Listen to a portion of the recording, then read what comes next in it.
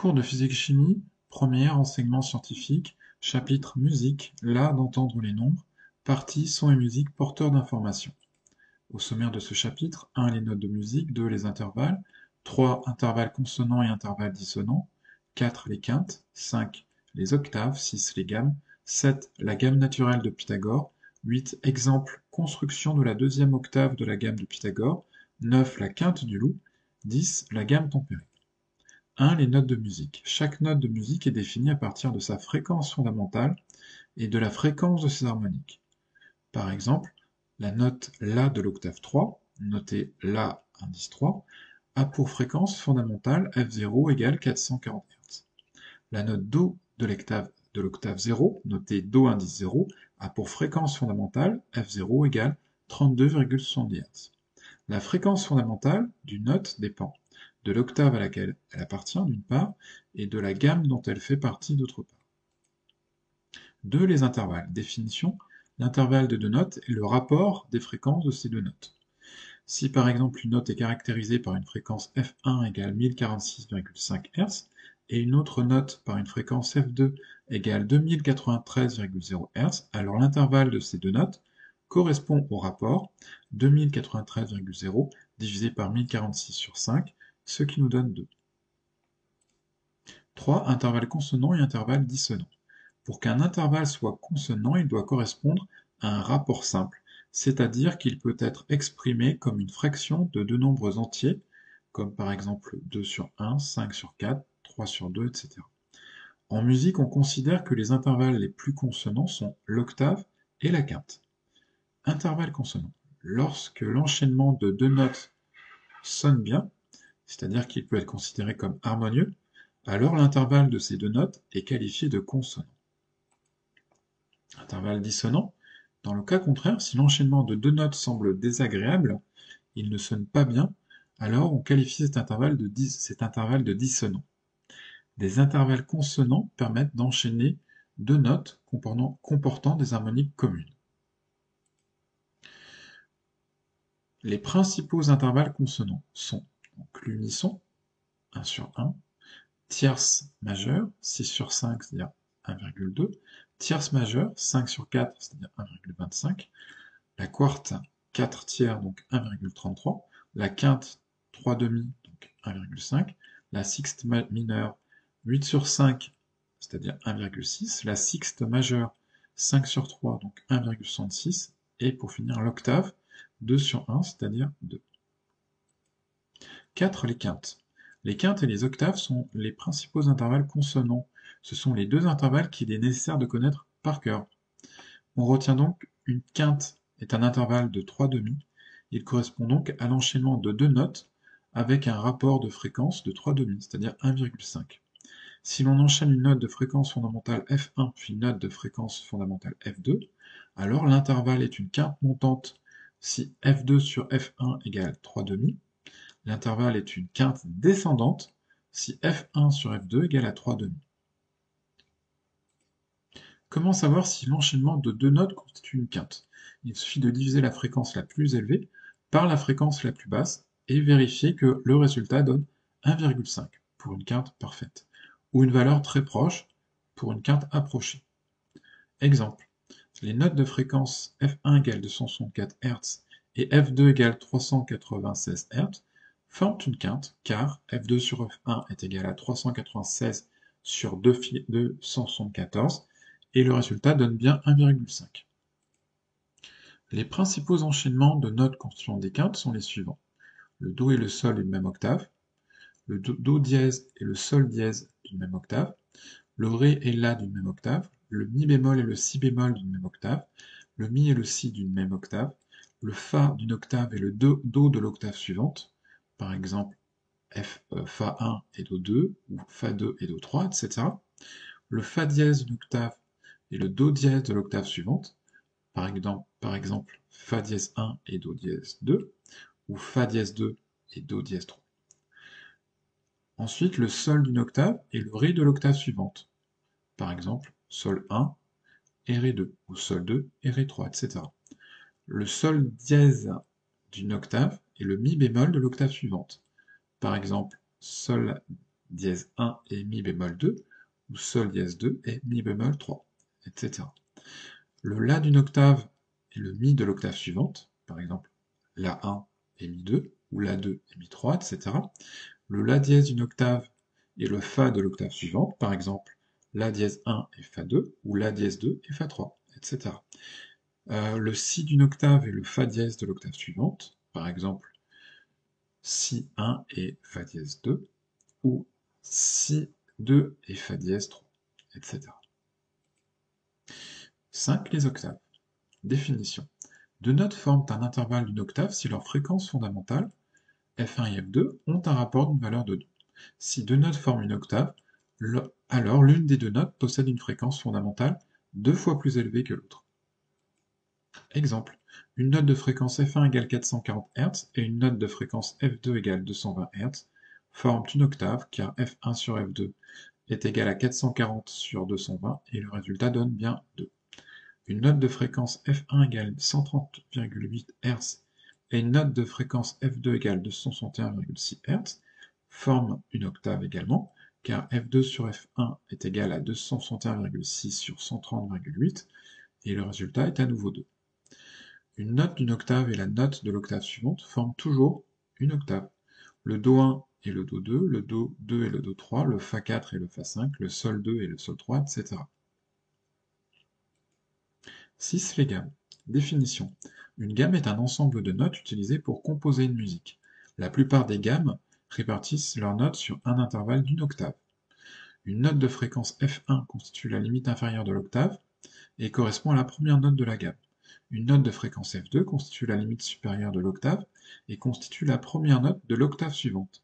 Puisque ces deux notes de fréquence F1 et F2 forment une octave, eh bien on peut écrire que F2 est égal à 2 fois F1.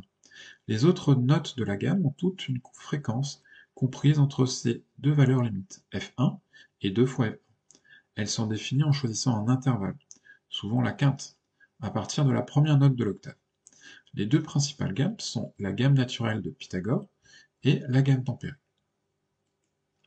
7. La gamme naturelle de Pythagore. C'est une gamme dont on attribue l'interprétation au célèbre mathématicien et savant grec Pythagore.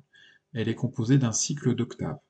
Les notes d'une octave ont donc toutes leurs fréquences comprises entre une fréquence F0 qui correspond à la fréquence de la première note de l'octave et qui correspond donc aussi à une note Do, et une fréquence 2 fois F0 qui marque la fin de l'octave et correspond à la première note de l'octave suivante.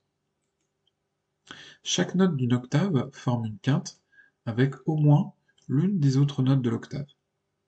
Règle suivie pour déterminer les fréquences des notes d'une octave de la gamme naturelle de Pythagore.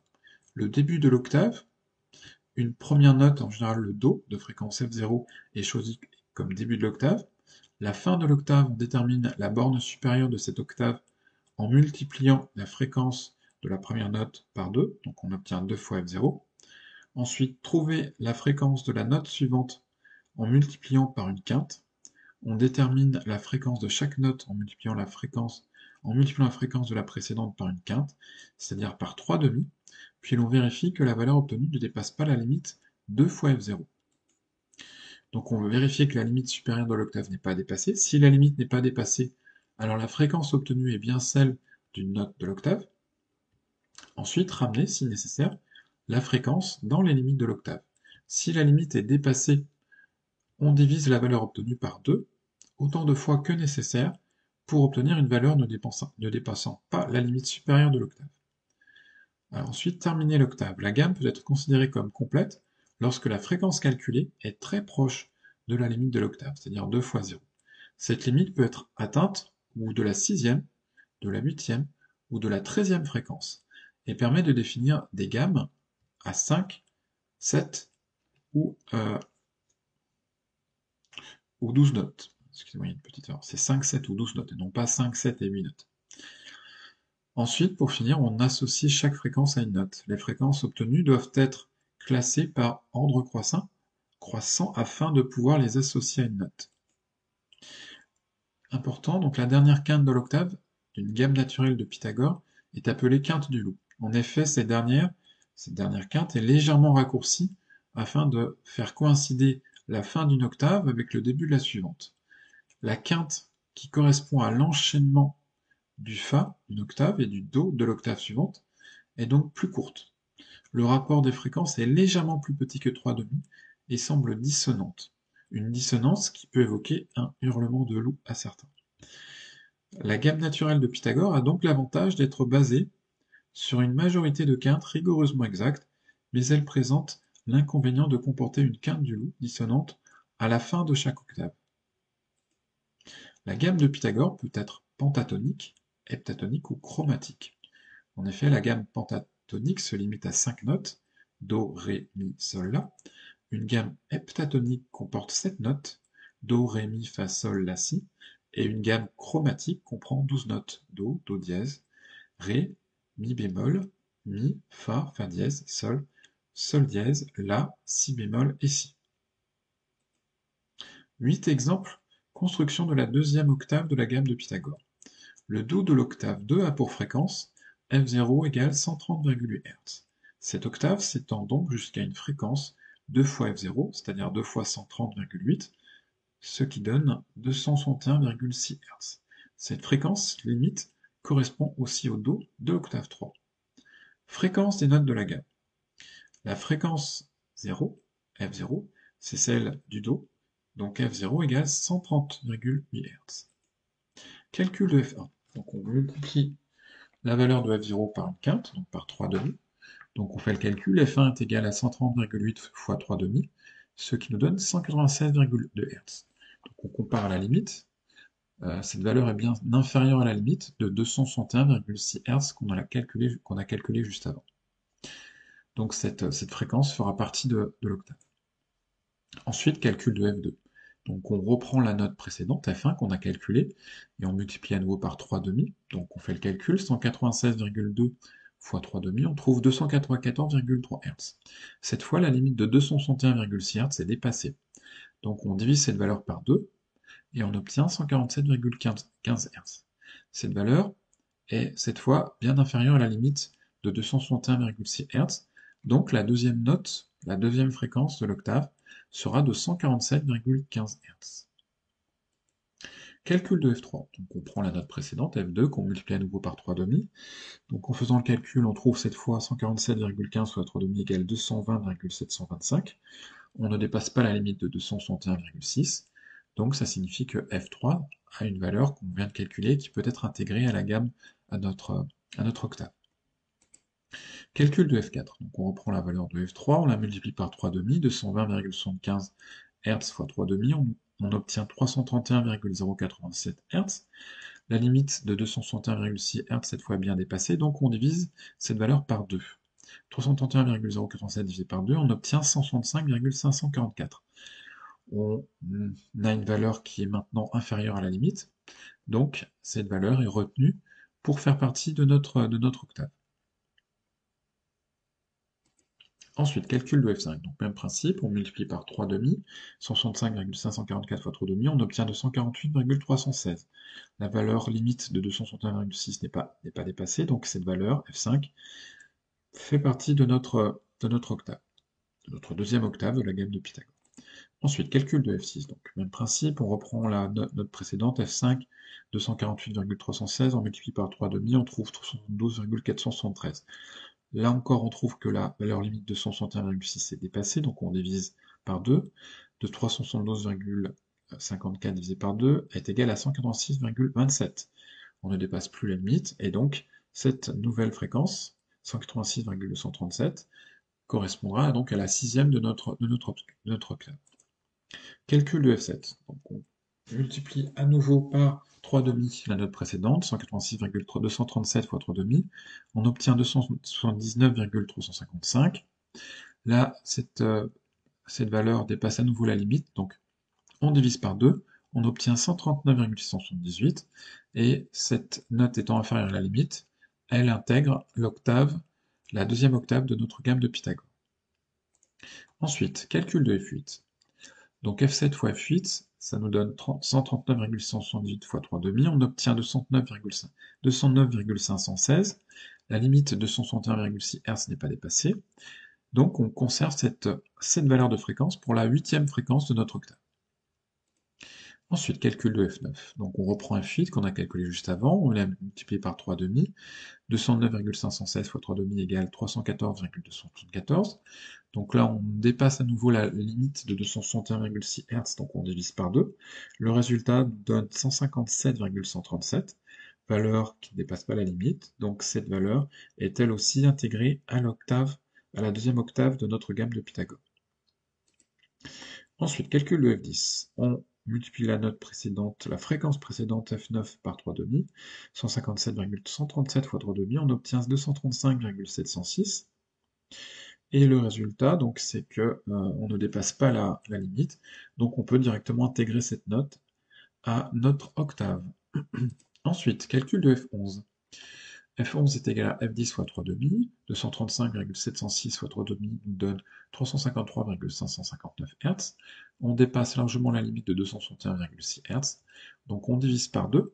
353,559 divisé par 2, ça nous donne 176,769.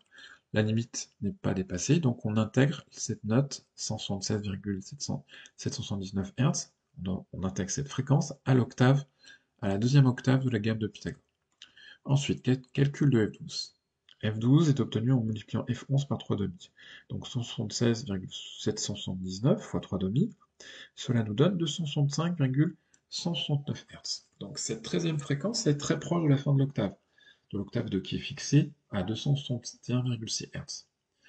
Elle est raccourcie et ramenée à 261,6 Hz afin que l'octave 2 se termine précisément là où commence l'octave suivante. Donc finalement, la fréquence F12 de l'octave 2 a pour valeur F12 égale 261,6 Hz et correspond au Do de l'octave suivante. L'octave 3 de fréquence F0 égale 261,6 Hz. La gamme de Pythagore comprend donc les notes dont les fréquences, classées de manière croissante, sont F0 égale 130,8,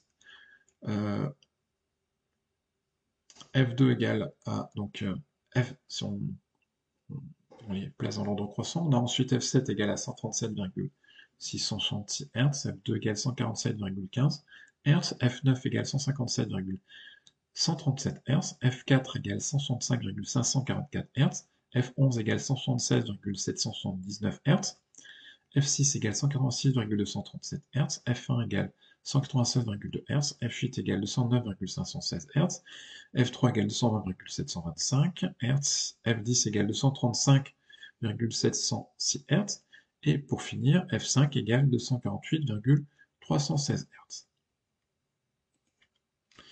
Donc sachant que les notes sont nommées dans l'ordre Do, Do dièse, Ré, Mi bémol, Mi, Fa, Fa dièse, Sol, Sol dièse, La, Si bémol, Si, on peut associer chaque note de l'octave 2 à sa fréquence. Donc on reprend les fréquences qu'on a déterminées juste avant dont on a déterminé le classement, et on les associe dans l'ordre à chaque note. Donc le Do, la première note aura de toute manière une fréquence de 130 Hz. La fréquence suivante, qui est de 139,678 Hz, sera attribuée à la note suivante, le Do dièse. La fréquence qui suit 147,15 Hz sera attribuée au Ré, et ainsi de suite. La gamme naturelle de Pythagore présente l'avantage de comporter une majorité de quintes justes, mais a l'inconvénient de finir chaque octave par une quinte légèrement fausse, donc dissonante, appelée quinte du haut. Elle est restée en usage jusqu'à la Renaissance et l'invention de la gamme tempérée. 9. La quinte du haut. Elle correspond à la dernière quinte d'une octave, c'est-à-dire l'enchaînement de la note Fa d'une octave et la note Do de l'octave suivante. Le rapport des fréquences de ces deux notes est légèrement inférieur à la valeur d'une quinte, 1,5, car pour préserver le cycle des octaves, permettre à chaque octave de commencer là où finit la précédente, la dernière quinte a été raccourcie. Donc par exemple, l'intervalle Do3, Do de l'octave 3, Fa2, Fa de l'octave 2, a pour valeur 261,6 sur 176,777, ce qui donne 1,480, ce qui correspond bien à une valeur approchée, mais pas rigoureusement exacte, de la quinte qui vaut 1,5. Cette quinte est donc légèrement fausse et laisse percevoir une dissonance peu agréable qui pourrait évoquer éventuellement le hurlement d'un loup. 10. La gamme tempérée. Elle est définie à la Renaissance par le mathématicien et scientifique néerlandais Simon Stevin et reste la gamme la plus souvent utilisée de nos jours. La gamme tempérée est divisée en octaves comportant chacune, comme la gamme naturelle chromatique de Pythagore, 12 notes, formant toutes des intervalles rigoureusement égaux proches de la quinte. Si la fréquence de la première note d'une octave est F0, alors la fréquence de la première note de l'octave suivante a pour fréquence 2 fois F0. Et les notes de cette octave ont donc une fréquence comprise dans l'intervalle mathématique F0, 2F0. Si l'on note R l'intervalle entre deux notes successives, alors on peut écrire que F1 égale F0 fois R, F2 est égal à F1 fois R, ce qui est égal à F0 fois R, c'est-à-dire F0 fois R au carré. Ensuite, eh bien, on a F3 est égal à F2 fois R, ce qui donne F0 fois R au cube. On a F4 égale à F3 fois R, ce qui donne F0 fois R exposant 4, etc. Soit d'une manière générale, la fréquence de la nème note sera égale à F0 fois R exposant n. Pour la 12e note, on a les deux égalités. F12 est égal à F0 fois R exposant 12, et F12 est aussi égal à F0 fois 2. Donc on peut écrire que F0 fois R exposant 12 est égal à F0 fois 2. Donc si on simplifie par F0, on obtient R exposant 12 est égal à 2. Donc si on veut exprimer l'intervalle R, on va prendre la racine 12e, autrement dit on va élever à la puissance 1 sur 12 chaque membre, ce qui nous fait R exposant 12 ou le tout exposant 1 sur 12 est égal à l'autre membre, 2, exposant 1 sur 12. Donc R exposant 12 fois 1 sur 12 est égal à 2 exposant 1 sur 12, ce qui nous donne au final R est égal à 2 exposant 1 sur 12, soit une valeur R égale 1,05946. L'intervalle entre deux notes successives d'une octave de la gamme tempérée vaut donc R est égal à 2 exposant 1 sur 12. Pour obtenir les fréquences des 12 notes d'une octave dont le Do a pour fréquence F0, il suffit d'utiliser la relation suivante, Fn est égal à F0 fois 2 exposant 1 sur 12, le tout exposant n. Par exemple, pour la deuxième octave dont la note Do a pour fréquence F0 égale 130,8 Hz, on peut calculer F1 donc en prenant la fréquence du Do, 130,8, multiplié par 2 exposant 12, le tout exposant 1, puisqu'il s'agit de la première fréquence, on obtient 138,58. Pour F2, 130,8 fois 2 exposant 1 sur 12, le tout exposant 2, on obtient 146,82 Hz. Et ainsi de suite, etc. pour chacune des notes suivantes, jusqu'à F11, qui constitue la 12e note de cette octave. Ensuite, les fréquences ainsi calculées peuvent être associées aux notes auxquelles elles correspondent. Donc le Do, c'est la première note de l'octave, il est à 130,8 Hz, le Do dièse à 138,58 Hz, le Ré à 146,82 Hz, etc. Si l'on enchaîne deux notes séparées de cet intervalle R, alors l'intervalle entre ces deux notes correspond à R exposant 7, c'est-à-dire 2 exposant 1 sur 12, le tout exposant 7, ce qui nous donne 1,498. On retrouve un intervalle correspondant quasiment à une quinte. La différence est minime par rapport à la quinte exacte et ne provoque pas de dissonance perceptible.